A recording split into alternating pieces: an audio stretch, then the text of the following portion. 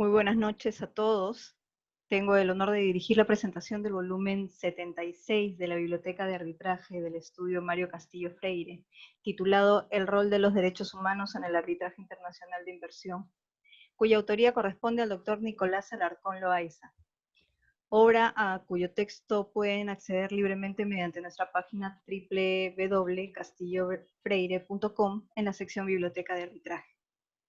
Este libro se presenta con el auspicio de la Asociación Iberoamericana de Derecho Privado, capítulo peruano, el Instituto Peruano de Derecho Civil y del portal jurídico LP, Pasión por el Derecho, entidades a las que agradecemos su permanente colaboración. También contamos con el auspicio de una nueva institución creada para fomentar el arbitraje, denominada Mundo Arbitral, a cuyos integrantes nuestro estudio agradece su interés por auspiciar esta presentación.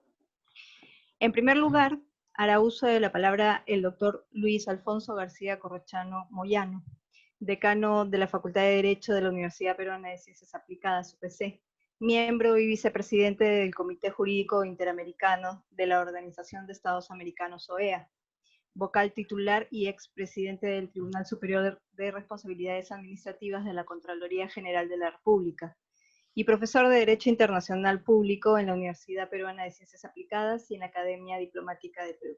Doctor. Muchas gracias, Giselle. Buenas noches con todos los participantes. Muchas gracias al autor, a Nicolás Alarcón, por haberme invitado a esta presentación y obviamente al profesor Mario Castillo Freire por haber accedido a que participe. Quisiera comentar algunos aspectos porque el libro de Nicolás es un libro muy sugerente. Para comenzar, ciertas cualidades inusuales en el texto de un joven profesional. La primera de ellas es el rigor. El absoluto rigor académico con el que Nicolás ha trabajado una vasta, rica y compleja bibliografía. Eso de por sí es algo poco usual y menos todavía en gente de su edad. Ha hecho un repaso importante, lo que es más interesante, no solamente de los dos temas centrales de la tesis, sino todo lo que el derecho internacional público ha tratado respecto a estas dos disciplinas que en cierta forma están vinculadas a la disciplina del derecho internacional, a los derechos humanos y el arbitraje. Y luego por la manera tan inteligente en la que conduce el vínculo entre estas dos instituciones, ¿no? Digamos, entre la institución del arbitraje y los derechos humanos. ¿Por qué? Porque se le suele ver solamente desde su aspecto económico o comercial, y se olvida un aspecto importantísimo, y es que todas las instituciones del derecho están creadas para las personas. Las instituciones no están creadas para operar solas, no son robots, y no están creadas solamente para que el Estado haga uso de ellas. El propio Estado está concebido para servir a sus ciudadanos.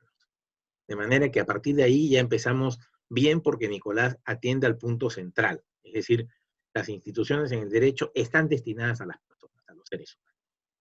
Y muy bien, y luego engarza esta concepción con la protección que significa para las personas, para los seres humanos, para los individuos, el hecho de que existen instituciones como el arbitraje. Y protección, más no amenaza, ni mucho menos conculcación de derechos, por una simple razón. Al ser un proceso destinado a probar y reconocer derechos, no puede menos que coadyuvar a la realización de estos derechos de las personas. Hoy día lo vemos y lo discutimos respecto al arbitraje de inversión, pero el arbitraje es una institución que peina canas. Si bien es cierto, empezaron utilizándolo sociedades organizadas entre sí, encontramos, digamos, antecedentes en los litigios de las antiguas polis griegas, es cierto también que este arbitraje no solamente se estuvo activando entre sociedades estatales o paraestatales, sino que también fue en muchas ocasiones utilizado por los individuos. Y ya encontramos en el siglo XIX una gran cantidad de arbitrajes en los cuales dos estados se oponen, pero no por intereses entre ellos, sino ejercitando algo que Nicolás recoge y trata muy adecuadamente, que es la protección diplomática. Es decir, la protección de los individuos, pero por parte de sus estados. ¿Y por qué esta protección diplomática? Bueno, por una razón muy sencilla. El derecho internacional reconoce que el Estado tiene ciertos elementos constitutivos. El más visible y el que genera la mayor parte de las disputas internacionales siempre es el territorio. Pero indudablemente, el otro elemento indispensable y esencial que requiere todo Estado para funcionar, que es la población, goza de una protección por parte del Estado. Y no solo una protección cuando se encuentra en su territorio el ciudadano, sino, y con mayor razón, cuando el ciudadano se encuentra fuera del territorio de ese Estado, a merced de la soberanía y de las instituciones de otros Estados. Es ahí donde cobra toda su dimensión y toda su importancia esta figura de la protección diplomática. ¿Por qué? Porque el Estado ejerce un derecho de proteger, ejerce la facultad de no permitir no solo que pueda ser vulnerado su territorio, sino tampoco su nacional. Y por lo tanto es una expresión de la soberanía del Estado, esta capacidad de defender al nacional fuera de su territorio, o por actos realizados fuera de su territorio. De allí que estas eh, controversias sobre protección diplomática hayan sido bastante frecuentes en el siglo XIX. Por cierto, el Perú ha tenido cantidad de arbitrajes internacionales, merced a el uso de la protección diplomática para defender derechos de extranjeros vulnerados en el Perú, básicamente durante situaciones de conflictos civiles. La independencia dio lugar a unos arbitrajes. Los conflictos internos, las guerras civiles entre los caudillos, dieron lugar a arbitrajes. El 2 de mayo dio lugar a arbitrajes. La guerra del Pacífico dio lugar a arbitrajes. Y muchos de ellos se prolongaron durante mucho tiempo. E incluso las primeras concesiones que realiza el gobierno, los contratos guaneros y luego los ferrocarrileros, dieron también lugar a arbitrajes. Y en todos esos arbitrajes en los que el Perú se opuso a, básicamente, Gran Bretaña, Estados Unidos, Francia e Italia, y en mucho menor medida a otros estados, eran arbitrajes que tenían que ver con la protección de los derechos de personas que habían sido conculcados. Protección de derechos básicamente patrimoniales en muchos casos, ¿no? Uno de ellos, de los más antiguos incluso, el asunto Melville White, que opuso al Perú a la Gran Bretaña, fue solucionado por un arbitraje. Y era respecto al tratamiento que había sufrido un ciudadano británico en el Perú, alegando maltratos, falta de debido proceso y, en fin, una serie de cuestiones.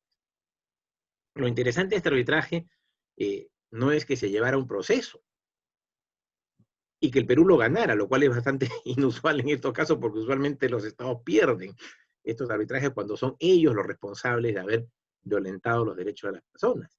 Lo extraordinario del caso es que el Perú, a mediados del siglo XIX, hizo valer un principio que los estados europeos solamente respetaban entre ellos. Gracias a la figura extraordinaria del canciller José Gregorio Pasoldán, un hombre que estaba actualizado y al día del derecho internacional público, pero en América, no en donde se producía todo este derecho internacional doctrinalmente. Y que tuvo el valor de responder a Gran Bretaña haciendo respetar la soberanía del Estado, sin por eso desconocer en absoluto que podía llegarse a solucionar la controversia por medios pacíficos, como el arbitraje que finalmente propuso, pero que evitó que el Perú fuera víctima de lo que solían hacer las potencias europeas o los Estados Unidos cada vez que consideraban que sus nacionales habían sido vulnerados en sus derechos. ¿Y qué solían hacer las potencias europeas en esos casos? Bloqueos navales, bombardeos o incluso toma de prendas territoriales para garantizar pagos, etc. El Perú tuvo una doble victoria. Primero, frente a la en ese momento primera potencia naval del mundo y militar, logró que en lugar de un acto de fuerza se fuera un arbitraje. Y en segundo lugar, gana el arbitraje. Entonces ya tenemos una tradición importante, y este es de los primeros casos de ese tipo en su género, en el siglo XIX, el asunto White entre el Perú y Gran Bretaña. Pero a partir de allí hay una evolución muy importante, y hoy día hablamos sobre todo del arbitraje en el derecho de las inversiones, y nos olvidamos que ese arbitraje en el derecho de las inversiones proviene precisamente, o tiene su matriz en la protección diplomática que se ejercía hace no mucho. Y que lo interesante del arbitraje internacional sobre las inversiones es que le otorga ius standi al individuo, al inversionista. ¿Sí? Deja de estar tutelado por el Estado y pasa a actuar por su propio derecho que deviene del contrato, de concesión, de las normas que facultan o autorizan la inversión y de las normas del derecho internacional que precisamente protegen al extranjero cuando realiza actividades, adquiere derechos o se encuentra en territorio ajeno al Estado. Entonces, es todo un largo camino el que ha llevado a que desde las disputas entre Estados, hoy en día muchos individuos puedan directamente comparecer ante la justicia internacional, sea esta institucional, como es el caso de ciertos tribunales internacionales, o sea esta ad hoc, como es el caso de la posibilidad de activar un arbitraje. Pero existe para el individuo la posibilidad de activarlo directamente. Claro, la crítica siempre será, pero eso requiere mucho dinero. Bueno, sí, seguramente. Eso no quiere decir que la protección diplomática haya desaparecido, eso no quiere decir que cualquier otro nacional en el extranjero caiga en situación de indefensión, en absoluto. Eso simplemente quiere decir que en determinadas circunstancias el individuo puede actuar directamente, tiene ius standi frente a tribunales internacionales y puede demandar directamente al Estado. Todo esto continuará evolucionando porque el derecho no es estático. El derecho va cambiando y evoluciona constantemente. Y en esta situación, evidentemente, lo que está detrás de todas estas reclamaciones no son solamente situaciones económicas, sino vulneraciones de derechos fundamentales, cuando no la libertad en una de sus múltiples facetas, la libertad de empresa, la libertad de elegir un lugar de residencia, la libertad para invertir su dinero, etcétera, son muchas otras las situaciones que generan que entre dos estados o directamente por parte de los individuos pueda surgir una reclamación frente al Estado. ¿Por qué? Porque el derecho internacional establece una pauta para esto, y es que el individuo goza de lo que llamamos el estándar mínimo internacional o la protección mínima internacional, que está magníficamente explicada en la tesis, por cierto. ¿Y en qué consiste? Consiste en que el Estado le reconoce al extranjero derechos no menores que al nacional. Por lo tanto, no es que le reconozca iguales derechos. Definitivamente, no se puede tratar al nacional como al extranjero, pero no se le puede tratar en el sentido de imponerle las mismas obligaciones que al nacional o llegar a aquellas situaciones de exceso o incluso de abuso que pueden llegar a algunos estados respecto del nacional. ¿Por qué? Porque el extranjero lleva consigo la nacionalidad de otro estado que tiene con él un vínculo de protección. Y ese vínculo de protección o lo activa directamente la persona ante las autoridades nacionales o internacionales, si es que existen convenios que le otorgan esa personería internacional directa, o lo activa el Estado para proteger precisamente los derechos internacionales en función de una serie de categorías. Y al hablar de derechos no menores, por cierto, Nicolás cita una bibliografía amplia y rica en la cual destaca nada menos que don Manuel Díez de Velasco, el más importante internacionalista peruano y español, porque tenía ambas nacionalidades y siempre se consideró peruano, ¿no? Y en esta situación, esto de hablar de derechos no menores implica que el extranjero goza de algunos derechos que no tiene el nacional. Por ejemplo, el inversionista extranjero. El inversionista extranjero sí puede demandar internacionalmente al Estado en un arbitraje para proteger su derecho. El inversionista nacional no puede demandar internacionalmente al Estado en ciertos foros. Entonces hay una serie de aspectos sumamente relevantes que se entrelazan y los derechos humanos en realidad encuentran un cauce de protección también en el arbitraje internacional. Con mayor razón en el arbitraje de inversión, definitivamente, porque protege un derecho fundamental, el derecho a la propiedad. Atención que libertad y propiedad son aquellos dos derechos fundamentales que sustentan, ¿no?, toda la gesta de los derechos humanos desde sus inicios, desde la Carta Magna y los fueros castellanos en adelante, de manera que no es poco ni poco relevante. Y en ese sentido, los derechos humanos encuentran un cauce de protección también en el arbitraje, porque el arbitraje finalmente no es un fin en sí mismo, es simplemente un instrumento jurídico destinado a solucionar una controversia. ¿Qué controversia? La que las partes deseen someter a la situación del arbitraje, porque existe una enorme libertad al respecto. Lo importante es, en estos casos, que contemos con un reconocimiento suficiente para que aquello que encuentra solución en sede arbitral sea ejecutable, sea posible de reclamarlo, ¿no?, y de ampararlo en las jurisdicciones nacionales. Y eso también tiene que ver precisamente con la posibilidad de hacer valer los derechos de las personas en distintos lugares y momentos. En fin, el texto de Nicolás es tremendamente rico. Su impecable manejo de la bibliografía hace que cite a los autores con suma precisión y además muy meritorio, por cierto, no solamente que se reduzca a los autores actuales, sino que incluso se haya atrevido a profundizar y hurgar en los clásicos, que nos enseñan que hay poco nuevo bajo el sol muchas veces, ¿ah? Y que lo decimos con otras palabras, pero que ahí están las cosas.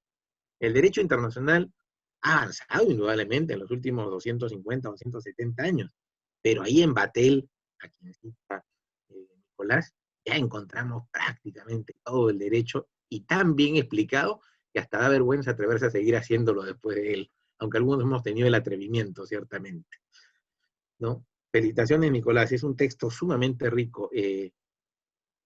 Sus páginas, ¿no?, condensan investigación, trabajo, esfuerzo y mucho pensamiento. Es todo un ejemplo para la gente de tu generación el atreverse a pensar, el dar un paso adelante, ¿no?, el atreverse a publicar, cosa que la gente en nuestro país hace poco y gracias a iniciativas como la del profesor Mario Castillo se hace cada vez con mayor frecuencia, y enriquecer el debate, porque de lo que se trata es de aportar visiones, no de tener la razón. Nadie tiene la razón, pero todos podemos tener muy buenas razones para sustentar una u otra posición, indudablemente, y en eso consiste nuestra linda profesión. Muchísimas gracias, Nicolás, por la gentileza de haber pensado en mí, y muchas gracias al profesor Mario Castillo por haber acogido esta iniciativa y haberme invitado a la presentación. Y a todos ustedes por su participación y paciencia. Gracias. Muchas gracias, doctor García Corrochano. Ahora corresponde hacer uso de la palabra al doctor Ítalo Carrano Carrillo, árbitro en diversos procesos nacionales e internacionales relacionados con la ejecución de contratos de inversión, contratos de concesión, convenios de estabilidad jurídica y tratados internacionales de protección de inversiones. Autor del libro La protección de inversiones del Tratado de Libre Comercio Perú-Estados Unidos, principales garantías para el inversionista, publicado por la Universidad de San en el año 2011.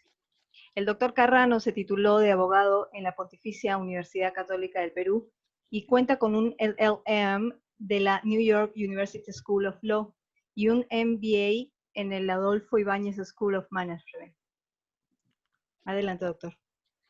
Muchas gracias. Yo recibí con mucho agrado la invitación del profesor Mario Castillo y mi amigo y colega Nicolás Alarcón para presentar este libro titulado El rol de los derechos humanos en el arbitraje internacional, publicado por la Biblioteca de Arbitraje del Estudio Mario Castillo. Esa invitación, la verdad, me da mucha alegría y la hago con mucho honor. La Biblioteca del Estudio Mario Castillo en materia de arbitraje tiene más de 30 volúmenes solamente en materia de arbitraje, lo que la convierte por largo en la más prolífica en esta materia. El libro de Nicolás, que es el 76 de la biblioteca,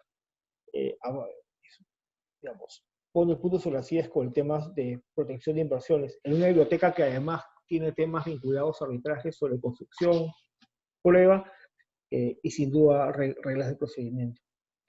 Yo ya lo dije antes, Nicolás es un colega y un amigo, por lo que no voy a ser imparcial con las cosas que voy a decir aquí.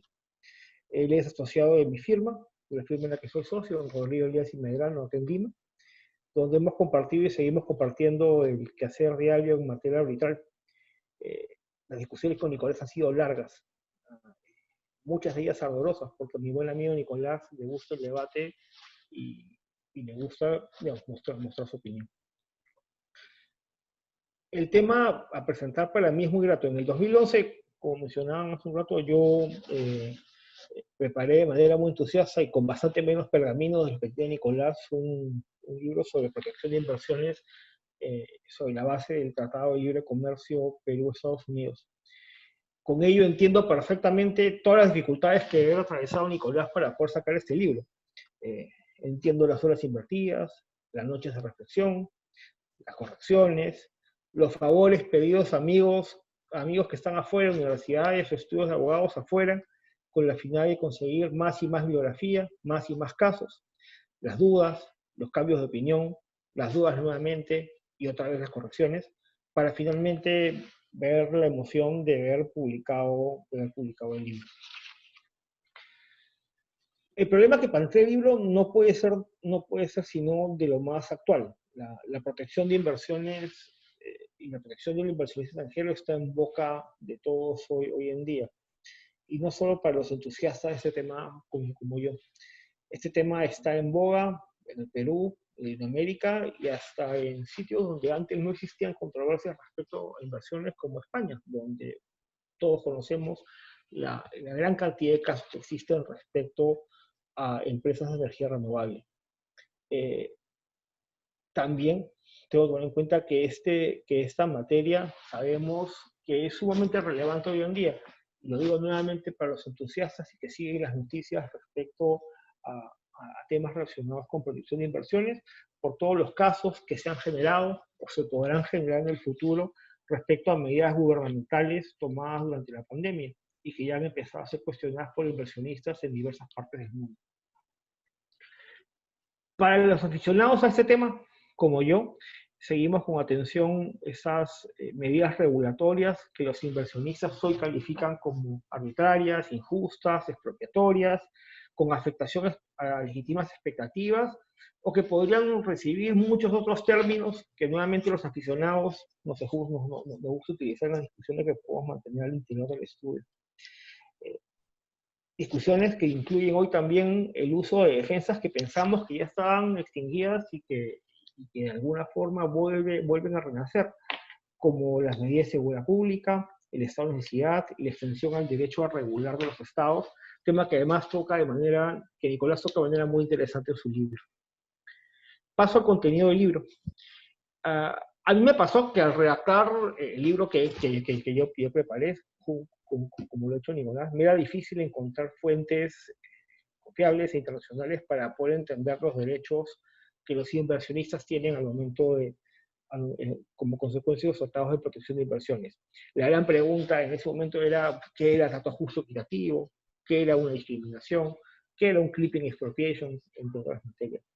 En el camino de las fuentes, yo seguí un camino parecido al que tuvo Nicolás, el de recurrir al derecho internacional de los derechos humanos, que me permitía, a partir de fallos internacionales, como de la Corte Internacional de Justicia, de la Corte Interamericana de Derechos Humanos, o la Corte Europea de Derechos Humanos, iniciar el llenado de conceptos que en ese momento me era difícil hacer. Yo me acuerdo en ese momento que yo utilizaba muchos fallos de la Corte Europea de Derechos Humanos justamente para poder entender temas que están explicados en una sola línea en los tratados de protección de inversiones. La duda que tenía con esas herramientas era similar a la que plantean de alguna forma Nicolás en su libro. ¿Cómo hacerlo?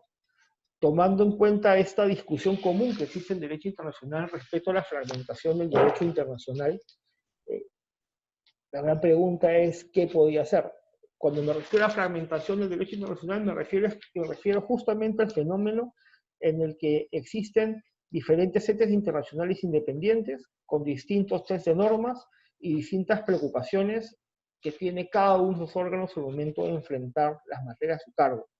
Situación que además para muchos es irreconciliable, porque no existe una unidad de decisión ni existe una materia de aplicación común. no se han hecho pocos esfuerzos de unificación. El mejor ejemplo de ello es la unificación, la intención de Naciones Unidas de generar unos artículos comunes para responsabilidad internacional de Estados por la Comisión de Derecho Internacional, tema que ciertamente quedó solamente en borrador y en propuesta de artículos. Pero las conclusiones de tratadistas y entes que resuelven controversias siempre han ido respecto a la separación de regímenes y a la dificultad de poder juntarlos y utilizar los conceptos de uno y otro. Cuando yo hice mi libro, la dificultad que tenía era cómo tomar conceptos de derecho internacional, de la protección de derechos humanos o del comercio internacional para efectos de entender las cosas que se planteaban en este novísimo tratado de libre comercio. En esa línea, por ello, la tesis del libro me parece interesante y debe suscitar debate. La solución es, yo lo digo desde ya, bastante arriesgada. La aplicación de los derechos humanos a controversia a través del mandato y la aplicación de la ley internacional como aplicable a la controversia es ciertamente muy inteligente, pero arriesgado. Utilizar este mecanismo como regla de interpretación vía la Convención de Viena aplicación, sobre interpretación de tratados, que recoge la costumbre respecto a esta materia, es una tesis lógica sustentada, pero insisto una vez más, arriesgada. ¿Cómo funciona en la práctica? Ahí justamente es donde podemos encontrar la riqueza del libro de Nicolás.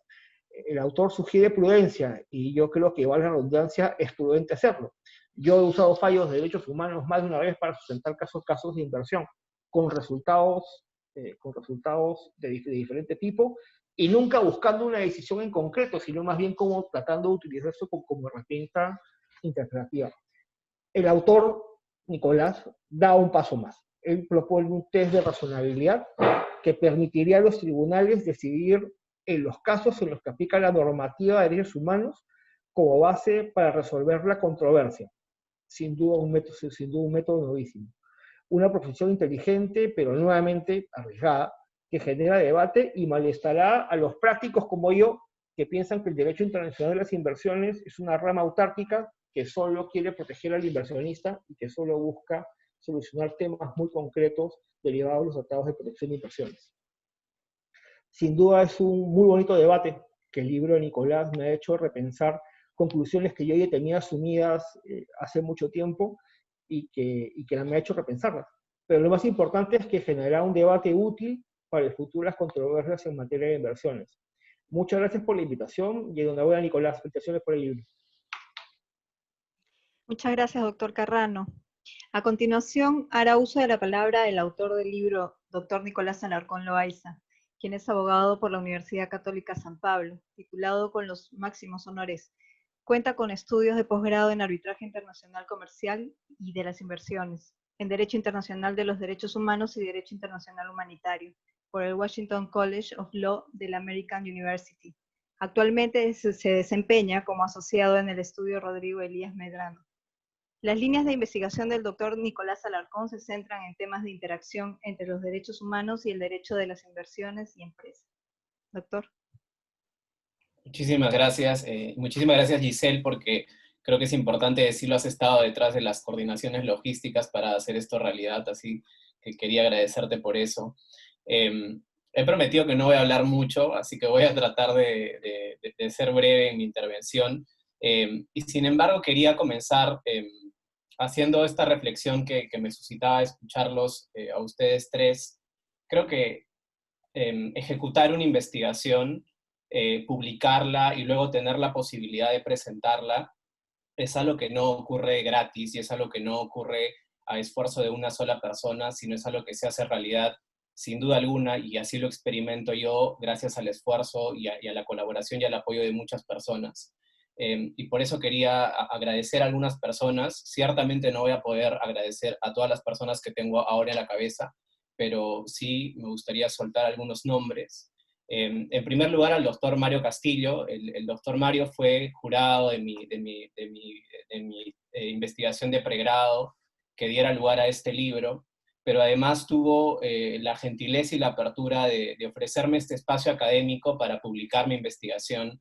lo cual es sumamente valioso, dado en primer lugar que era es una investigación de pregrado, y en segundo lugar es un tema, como lo señalaba Ítalo, un tanto atrevido, si es que uno lo ve de alguna manera, pero también es nuevo, no existe casi nada escrito de esto en la literatura en castellano.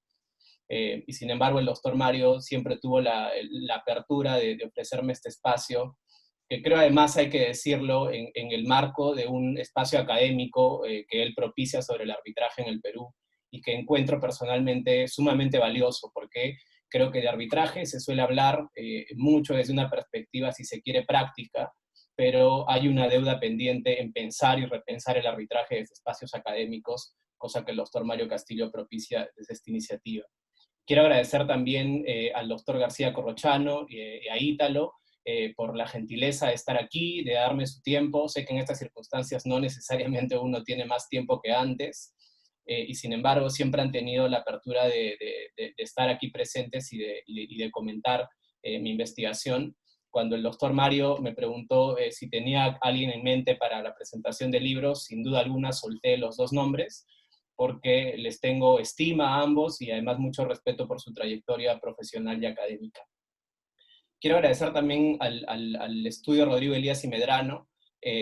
Ya vengo trabajando ahí, creo que son 5 años, quizá estoy contando mal, pero me parece interesante porque reflexionaba yo hoy día que el lector más acuicioso de mi investigación puede encontrar en el libro 2 matices que están diferenciados, ¿no? Si es que uno lee la primera parte del libro, que son de algún modo los 2 primeros capítulos, creo que hay una reflexión un tanto, si se quiere, fundamental sobre algunas cuestiones que están en la base del cuestionamiento que yo me hago en la investigación, y que tiene una razón de ser, pero esa primera parte yo la escribí antes de entrar a trabajar al estudio. Y la última parte, que es el último capítulo, si se quiere, la parte que está pensada más desde la razón práctica, es una parte que yo escribía trabajando en el estudio, ¿no? Entonces, quien lee esta última parte de la investigación, este último capítulo, seguramente puede ver este matiz en contraste con la primera parte, porque creo que está muy alimentada de mis experiencias prácticas en el estudio y del trato con tantos profesionales y amigos con quienes tengo el gusto de trabajar. Quiero además agradecer a mis padres. Cuando yo estudiaba metodología de la investigación, seminario de tesis en la universidad, una de las cosas que te enseñan para iniciar cualquier investigación, y que todos lo sabemos, es asegurarte que la investigación sea viable, que es básicamente que tú tengas la posibilidad de técnica, profesional, económica, de poder llevar adelante la investigación. Yo, con respecto a mis profesores de investigación, no hice caso a esta variable. Yo inicialmente tenía pensado hacer una investigación, y esto es un tanto anecdótico, pero tenía pensado hacer una investigación sobre un tema completamente distinto a este, pero la verdad no me sentía del todo cómodo, y una de las cosas que uno también aprende investigando es que tiene que gustarte lo que investigas.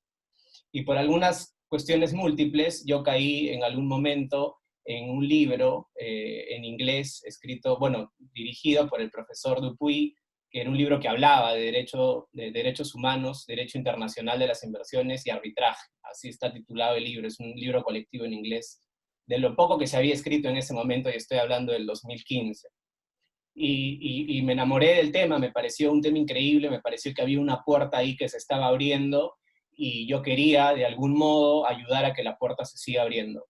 Y cuando yo lo pienso en retrospectiva, desde el 2020, creo que en ese momento fue muy impulsivo de mi parte decir, yo quiero hacer esto, me gusta mucho y voy a ir adelante. Y sin embargo estaba repleto de limitaciones que tenían que ver del lugar de donde yo vengo, de la realidad en la que yo me encontraba en ese momento. No había recursos ni profesionales ni técnicos a los que yo pudiera acudir para conversar de este tema. El acceso a la bibliografía, como ya lo reseñaba Ítalo, es realmente complicado. Y pienso que aún así, y quizá de manera inconsciente, y recién lo puedo concientizar pasados los años, me atreví a realizar la investigación, y la razón de eso son mis padres, porque mis padres no solamente siempre me han animado, sino creo que nos han dado siempre esta educación en la cual nosotros no nos detenemos ante las limitaciones. Y yo soy hoy más consciente de eso, pero creo que es un esfuerzo de mis padres Y no me refiero a un esfuerzo únicamente económico, sino me refiero a un esfuerzo hasta moral y educativo de enseñarnos a que a pesar de las limitaciones, podemos hacer lo que nos proponemos. Y es algo lo que yo traté de hacer con la investigación. Algunos de los que están presentes saben que la investigación me ha costado mucho en términos de tiempo, de seguir adelante. Una investigación es así, ¿no? Y sin embargo, creo que esta idea y este apoyo de mis padres ha sido vital. Y por último, algo que es un tanto bizarro, pero me parecía importante hacerlo, cuando comencé a leer la investigación, cuando comencé a realizar la investigación, me encontré con un libro, es un libro escrito por Hersch Lauterbach. Hersch Lauterbach no necesita presentación, y tenía este libro, que es un libro seminal de Lauterbach, que es La función del derecho en la comunidad internacional. Es un libro que él escribe en el año 1933 para cuestionar.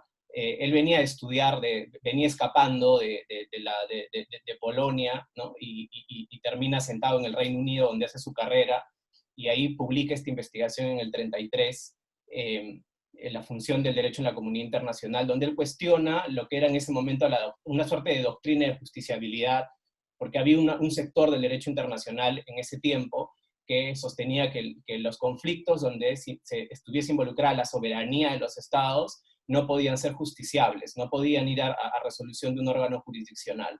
Y a Lauterbach esa idea le cuestionaba completamente y plantea una investigación en torno a esto. Y yo quedé prendado del libro, y quedé prendado del libro porque creo que es un libro, y el profesor García Corrochano lo decía también, es un libro que se escribió en el 33, pero las ideas del libro son completamente actualizables a los debates que tenemos hoy día sobre el derecho internacional y sobre el derecho internacional de las inversiones. Y en el prólogo de la edición del libro que yo leí la primera vez, que fue la del 2012, el profesor Martti Koskiniemi describía un poco a Hersch Lauterbach y decía: Hersch Lauterbach, a diferencia de su maestro Arnold Wagner, no era un internacionalista técnico, sino que siempre se preocupaba y siempre regresaba a los fundamentos del derecho internacional. Y esta idea de Hersch Lauterbach, que después me llevó a leer la bibliografía de Lauterbach, a mí me prendó demasiado, me hizo pensar que yo quería ser ese tipo de abogado, yo quería pensar el derecho internacional como Lauterbach lo hizo en su momento.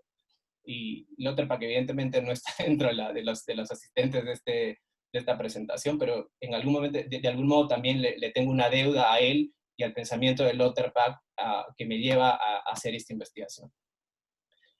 Bueno, más allá de esta parte un tanto personal, quería ahora explicar un poco mi investigación. No voy a entrar a fondo con la esperanza de que la lean, porque además esto tiene una virtud importante, y es que es de libre acceso, de modo que cualquiera puede acceder como debiese ser con el conocimiento en general.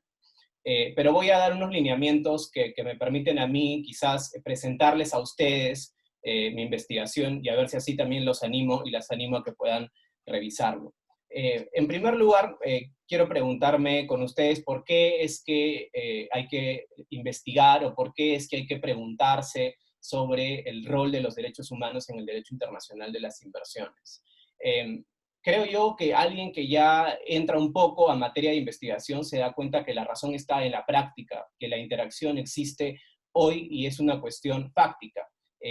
Ambos regímenes, que es un término que utiliza el profesor Koskiniemi en su informe de fragmentación del derecho internacional, es un término que yo además critico un poco en el libro porque creo que es un término de la sociología del derecho, pero que dentro de todo es un término que trata de describir la proliferación normativa en el derecho internacional, hace que hoy en día ya haya una interacción entre los derechos humanos y el derecho internacional de las inversiones. El caso de la propiedad, por ejemplo, es el caso más, creo yo, más emblemático de esa interacción.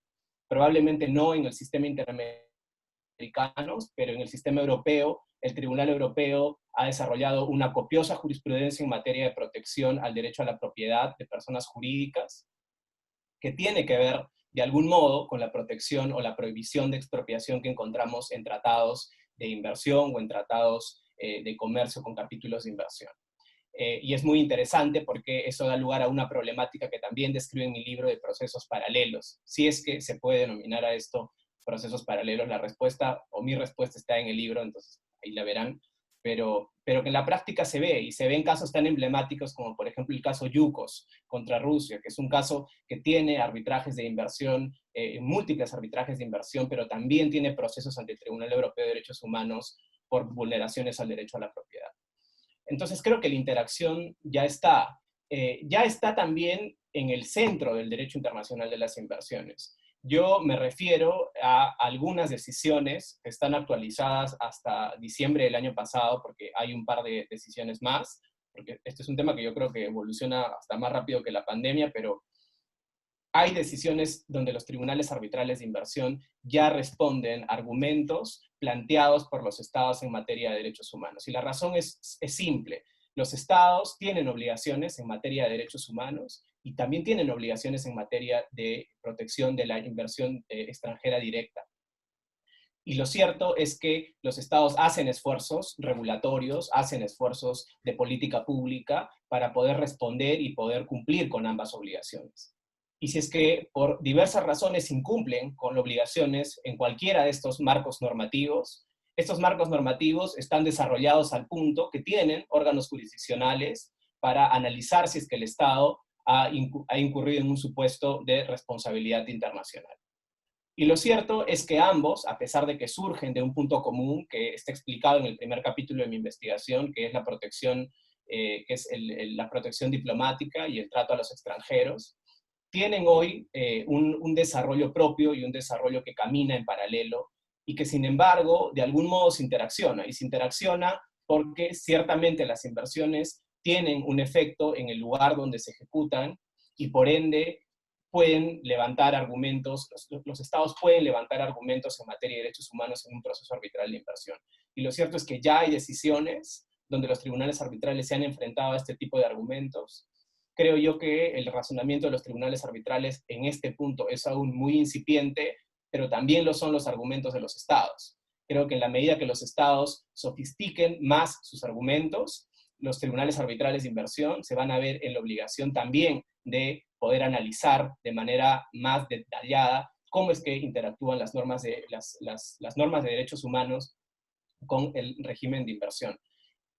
Creo que esto también tiene que ver con el cuestionamiento actual que se hace al sistema de inversiones y en específico creo yo al arbitraje de inversión como un mecanismo pensado de una sola vía, ¿no?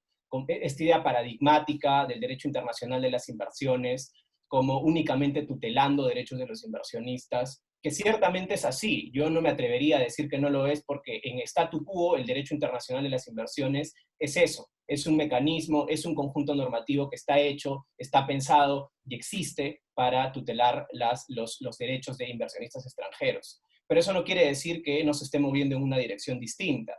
Y creo yo que se está moviendo en una dirección que apunta hacia un régimen que no solamente regula derechos de inversionistas, sino que regula la conducta del inversionista. Y esta idea creo es una idea que merece más desarrollo. Creo que hay un libro también que salió casi hacia el final de la redacción de mi investigación, pero finalmente pude incorporar algunas opiniones personales sobre ese libro, que está escrito por el profesor Amado y por el profesor Martin Doe sobre regular la conducta de los inversionistas. Ellos proponen un cambio más bien en el esquema de cómo es que se debe regular esta conducta, pero creo yo, y lo he expresado en otros trabajos, que el derecho internacional de inversiones podría estar moviéndose hacia eso, hacia un sistema de regular la conducta del inversionista y no únicamente tutelar los derechos del inversionista recogidos en un tratado de inversión o en el derecho internacional consuetudinario. Entonces, volviendo a esta pregunta inicial, creo que la razón de preguntarse por qué es porque ya está ocurriendo. Y ya está ocurriendo porque ningún régimen, volviendo a este término del derecho internacional, opera en vacío. Ciertamente, todos se vinculan entre sí y se vinculan con el derecho internacional público general, que es algo que también he tratado de dejar sentado en mi investigación.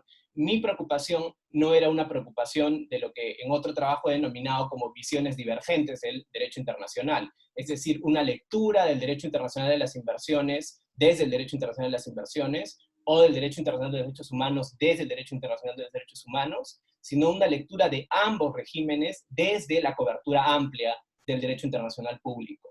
Y creo que desde esa visión más amplia y más genérica, más estructural del derecho internacional público, es posible encontrar interacciones entre ambos regímenes y es posible además encontrar la necesidad de que ambos de algún modo conversen entre sí. Luego me gustaría, quizás muy brevemente, explicarles la estructura de mi investigación. Mi investigación está estructurada en 3 capítulos. En un capítulo, lo que intento con la investigación en general, y quizás esto de manera preliminar, es que pueda ser leída por personas que vengan de distintos backgrounds, no solamente personas que estén empapadas en el tema del derecho internacional de las inversiones, sino también, y sobre todo, personas que vengan del campo de los derechos humanos. Y por eso para mí es importante, en este primer capítulo, delinear un marco histórico y conceptual sobre ambos regímenes, donde trato de explicar de manera evidentemente muy breve la evolución histórica de ambos, cómo es que en un momento se encuentran y cómo es que en un momento se separan y cada uno recorre su propio camino en el marco del derecho internacional. En el segundo capítulo es un capítulo donde me planteo preguntas más fundamentales y trato de encontrar algunas cuestiones en la estructura del derecho internacional que me lleven a identificar por qué es que se da esta relación entre los derechos humanos y el derecho internacional de las inversiones. De nuevo, como lo mencionaba hace un momento, estos cuestionamientos son cuestionamientos que trato de hacer desde la óptica más estructural del derecho internacional público. Y creo que esa es la manera de aproximarse a este problema. El profesor Jorge Viñuales, por ejemplo, es muy crítico, como también lo soy yo, y lo podrán ver en el libro, de ideas como, por ejemplo, el derecho a regular de los estados, ¿no? Y él dice, por ejemplo, que estas categorías son categorías que surgen producto de la fragmentación del derecho internacional, pero no necesariamente son sanas para la aplicación del derecho internacional. Yo, desde esa perspectiva, trato de analizar por qué es que los derechos humanos entran a tallar en una controversia de inversiones y por qué es que en todo caso tendría que preocuparnos a nosotros, visto el derecho internacional como existe hoy en día, la relación entre ambos. Es mi capítulo preferido, debo decirlo. Es un capítulo que me costó más realizarlo, me costó más pensarlo, pero creo que es un capítulo interesante porque creo que no hay mucho de esto escrito, no hay mucho pensado sobre este tema a un nivel just fundamental, sino más bien a un nivel más positivo, digamos, a un nivel más técnico, si se quiere. Y finalmente, el tercer capítulo es un capítulo donde yo trato de categorizar los argumentos que se suelen plantear en los arbitrajes de inversión en materia de derechos humanos. Lo que hago es identificar esos argumentos y categorizarlos de acuerdo a las características de cada uno, de acuerdo a quién puede invocarlos y de acuerdo a qué tipo de argumento. Luego de caracterizarlos, lo que hago es encontrar herramientas en el derecho internacional público general para lidiar con estos argumentos, para preguntarnos cómo es que los tribunales arbitrales pueden acoger o siquiera pueden analizar estos argumentos en un arbitraje de inversión, que pasa por cuestiones que son fundamentales, como preguntarse, por ejemplo, si es que los tribunales arbitrales de inversión tienen jurisdicción o tienen competencia para poder analizar argumentos en materia de derechos humanos. Pasa, por ejemplo, por saber si es que no se configuran supuestos de procesos paralelos y cuál sería el riesgo de eso. Y pasa, por ejemplo, por analizar normas que están, creo yo, subanalizadas en el derecho internacional de las inversiones, como el artículo 31.3c de la Convención de Viena de Derecho de los Tratados, que, como decía, como sostiene el profesor Campbell-Mallacan, da lugar y da espacio para una interpretación sistemática del derecho internacional en el seno del derecho internacional de las inversiones. Y finalmente, quiero quizás adelantar algunas conclusiones. Yo, después de realizar esta investigación, lo que pienso es que hay aún un desarrollo incipiente de la materia de la práctica arbitral, pero como lo señalaba en un inicio, creo que es un desarrollo que está creciendo rápidamente, que está evolucionando rápidamente, y que creo que una vez que los estados se animen a plantear argumentos más sofisticados en materia de derecho internacional de los derechos humanos en un arbitraje de inversión, vamos a ver también una evolución más sofisticada de este tema en los arbitrajes de inversión. Mi visión particular es que los tribunales arbitrales de inversión sí tienen una obligación que deviene de su función como jueces o como árbitros en el derecho internacional de analizar estos argumentos de derechos humanos, deben valorarlos, y creo que la medida de darles un lugar es a través de la interpretación y de las reglas de interpretación, los cánones de interpretación del derecho internacional y aquellos recogidos en la Convención de Viena de Derecho de los Tratados. Finalmente, me quiero referir a algo que también anuncié en algún otro lugar que podía hacer en este espacio, y es algunas líneas de investigación que abre este trabajo, y que al menos han ocupado y ocupan mi atención, y que básicamente son dos.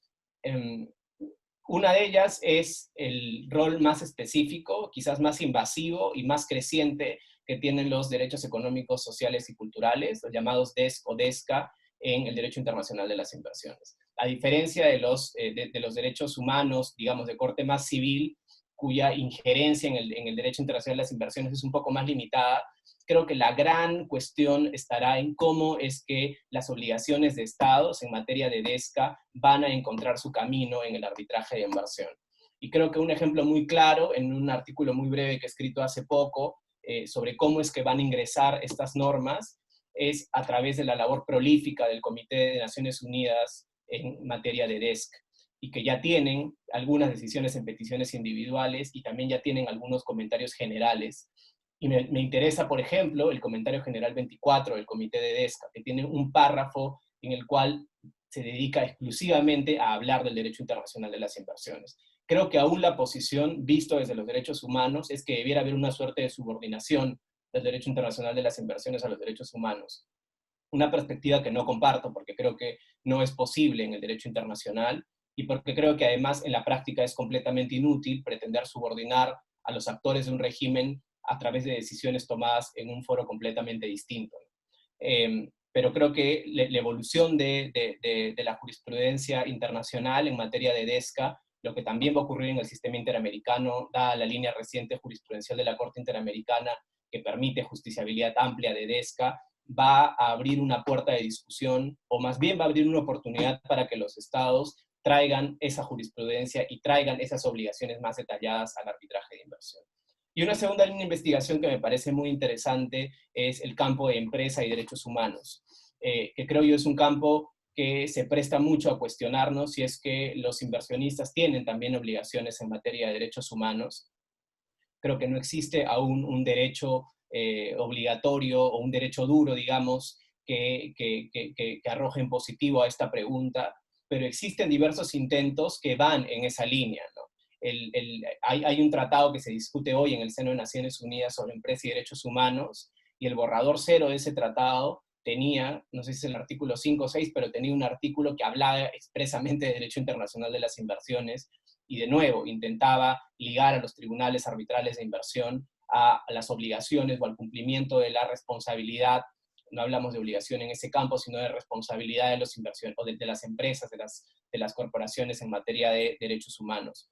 Y también las directrices de Naciones Unidas sobre empresa y derechos humanos tienen una referencia a las obligaciones de los estados al momento de asumir compromisos o asumir obligaciones en materia de derecho internacional de las inversiones.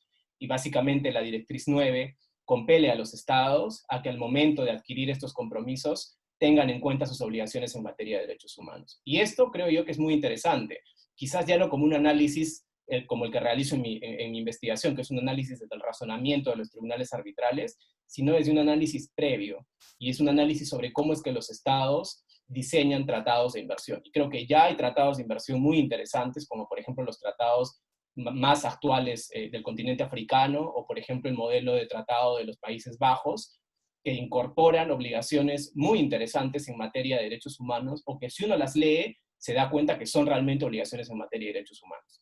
Entonces, creo yo que el diseño de estos tratados, una vez que entren en vigencia y sean ratificados y den lugares a arbitrajes, ya va a dar lugar a una discusión inescapable sobre el rol de los derechos humanos en el arbitraje internacional de inversión. Bueno, eso es todo lo que tengo por decir. Muchísimas gracias a las personas que se han tomado también el tiempo de asistir. Muchas gracias, doctor Alarcón. Finalmente escucharemos las palabras del director de la Biblioteca de Arbitraje, doctor Mario Castillo Freire. Doctor.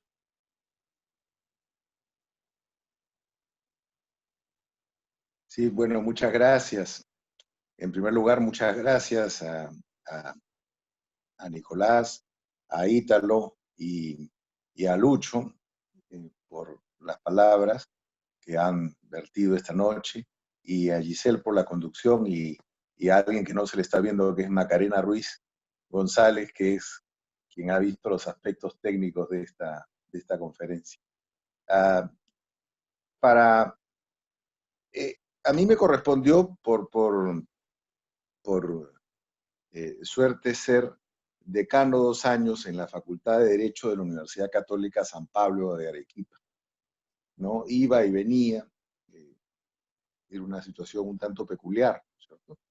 Y tuve la ocasión en aquellos 2 años de conocer muchos alumnos además destacados en arbitraje, y a Nicolás específicamente, y ya en los últimos meses de mi decanato, cuando sustentó su tesis, ¿no?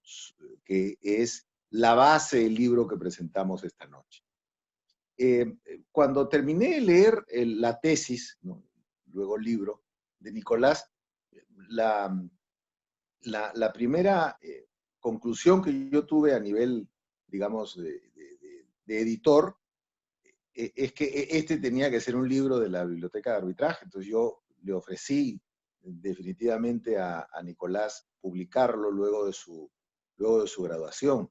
Pero en realidad, y yo lo pongo en las palabras de la nota del editor de esta obra, considero que el libro de Nicolás hubiera podido ser publicado en cualquier editorial jurídica del mundo, ¿no es cierto?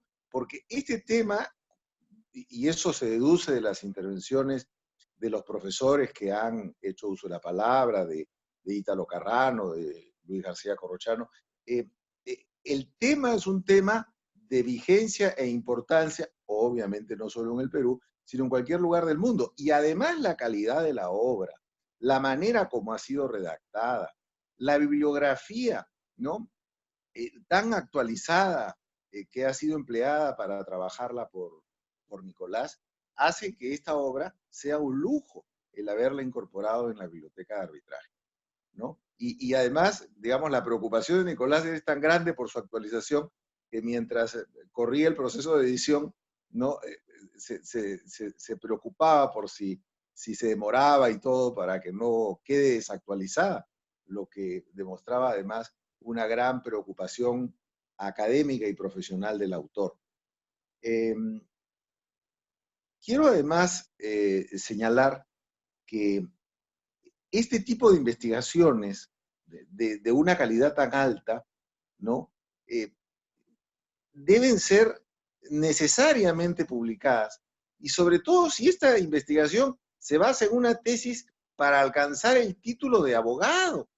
O sea, esta no es una tesis de maestría, de doctorado, es una tesis, ¿no? Ya enriquecida posteriormente, ¿no? Actualizada, diría yo, más que enriquecida. Pero fue una tesis para ser abogado, ¿no es cierto? Entonces, yo creo que constituye el ejemplo de Nicolás,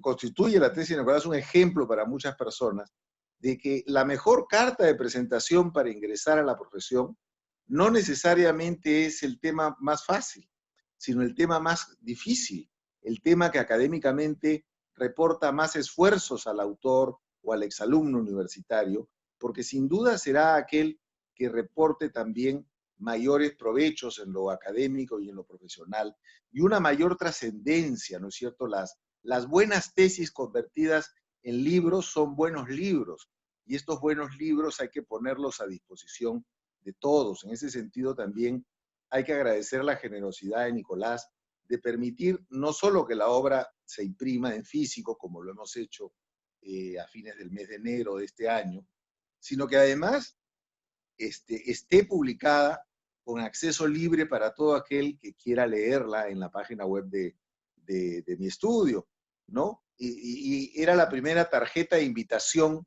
la que hemos enviado días atrás, ¿no? En donde figuraba no solo los datos generales de la invitación y el dato del link para unirse, ¿no? A la presentación, sino además dónde podía leerse completamente la obra, ¿no? Yo creo que este es un camino que digamos, si todos apostamos en beneficio de la academia, ¿no? Este es un camino ineludible, ¿no? Dentro de las cosas que nos ha planteado la experiencia de estos meses, está la necesidad de compartir estas obras. Aunque en el estudio venimos haciéndolo desde hace muchos años, pero creo que estamos pues en un camino ya sin retorno en materia de publicaciones virtuales y también, digamos, de las físicas, como es el caso de la obra de Nicolás. Quiero agradecer mucho las palabras, la primera de haber aceptado ser comentaristas de la obra de dos juristas tan calificados como los doctores Carrano y García Corrochano, que nos han dado muchas luces sobre la obra de Nicolás desde cada una de sus perspectivas. Y a Nicolás por este resumen, digamos, de la hoja de vida de su libro, ¿no? Y de los puntos más importantes para que quienes han escuchado o están escuchando esta disertación puedan situarse bien en él antes precisamente leerlo cuando decidan hacerlo, ¿no? Finalmente quiero agradecer a las instituciones que han auspiciado esta presentación de la obra. Primero, en cuanto al libro, siempre las dos instituciones que nos auspician permanentemente, que son el Centro de Arbitraje de la Pontificia Universidad Católica del Perú y la Universidad Católica San Pablo, el alma mater de Nicolás. Y en materia de la presentación de hoy, a la Asociación Iberoamericana de Derecho Privado, capítulo Perú, al Instituto Peruano de Derecho Civil, a LP, Portal Jurídico, y a una nueva organización denominada Mundo Arbitral, ¿no? Cuyos abogados miembros han tenido la enorme gentileza de ofrecernos este auspicio y bueno, parece que están muy preocupados en la difusión también académica de temas de arbitraje. A todos ellos y a todas las personas que nos han seguido durante esta hora, agradecerles infinitamente y la atención dispensada y bueno, esperamos pues seguir en este empeño académico durante mucho tiempo más. Muchas gracias. Muchas gracias, doctor Castillo. Agradecemos la atención brindada por todos ustedes y esperamos convocarlos pronto para la presentación del volumen 77 de la Biblioteca de Arbitraje. Buenas noches.